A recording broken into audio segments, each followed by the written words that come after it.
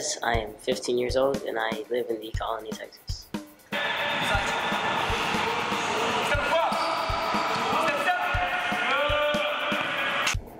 It's exciting, very exciting. I can't believe I'm actually getting to do this. I mean, Barcelona's been my favorite team since I was young, always looking at the outdoor team, and now at the futsal team, ready, pumped up for this experience. Since coming to City Futsal, I've changed my love for the game. Like, I love futsal so much more than I do outdoor. I wake up every morning knowing that I'm going to come to futsal is making me be happy.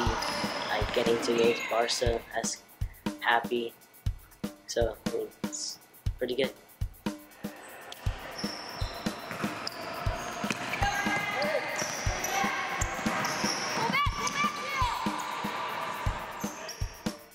The experience is going to be great.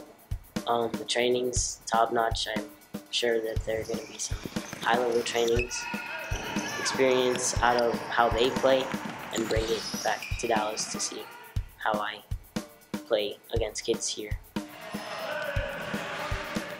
I'm nervous, but I feel like I'm nervous, but it's in a good way.